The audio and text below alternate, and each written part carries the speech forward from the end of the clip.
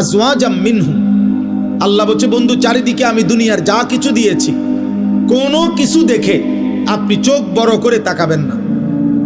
বাপ রে কিতারে এটা বিল্ডিং, আরে সুবহানাল্লাহ, গাড়ি নি কতই দাম চাই আন্দাজ কর, 80 লাখ না বেটা 1 কোটি। চোখ বড় করে এমন ভাবে তাকাইতেছে করে, বিরাট কিছু। 80 লাখ টাকা দামের গাড়ি, 80 লাখ টাকার দামের গাড়ি দিয়া ইউরোপে ছাগল টানে, জাপানে 1 কোটি টাকা দামের গাড়ি দিয়ে ঘাস টানে, ঘাস। ইটালি অস্ট্রেলিয়াতে হেলিকপ্টার দিয়া খেতে সার দেয়। হ্যাঁ হ্যাঁ, আমার পরিচিত ঘনিষ্ঠ একজন এই বাংলাদেশি প্রবাসী অস্ট্রেলিয়া থাকে, উনি সার দেয় খেতে এই হেলিকপ্টার দিয়ে। ওনার চাকরি এটা। ওনার আমি জিজ্ঞাসি আপনি কি করেন, পাবি হেলিকপ্টার দিয়ে সার দেয়। আমরা বাংলাদেশে হেলিকপ্টার দিয়ে সার দিব কোন বছর? এই 12 তারিখের পর, 13-14 তারিখের দিকে দেখি প্রত্যেকের বাড়িতে অটো উড়াইয়া নিয়া সরকারি ভাবে হেলিকপ্টার দিয়ে যাবে। উন্নয়নের জোয়ারে সকলেই আশা করা যায় হেলিকপ্টার দিয়ে সার দিতে পারবে।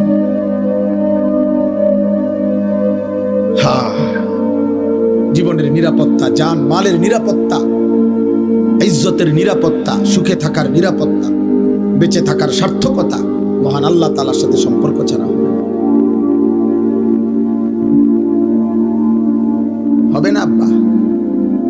এখন একটি সমাজের মধ্যে একটি মসজিদকে কেন্দ্র করে মনে করেন একটা মসজিদ, এই মসজিদটা কমপক্ষে মনে করেন 50 ঘর মানুষের মসজিদ ধরে নেন, 50 ঘর মুসলমানদের মসজিদ এটা।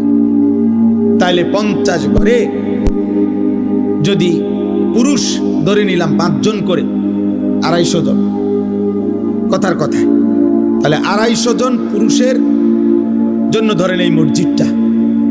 আপনি দেখেন তো আজ 2026 সালের আজকে 25 জানুয়ারি, আজ পর্যন্ত দেখেন ফজরের নামাজে মুসল্লি কয়জন?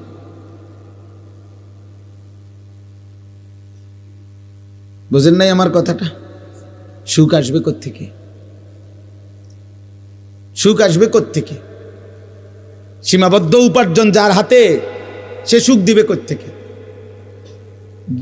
যিনি আপনার রাষ্ট্র চালাবে, ওনারও তো টাকা সীমাবদ্ধ, উনি সুখ দিবে, ওনারও তো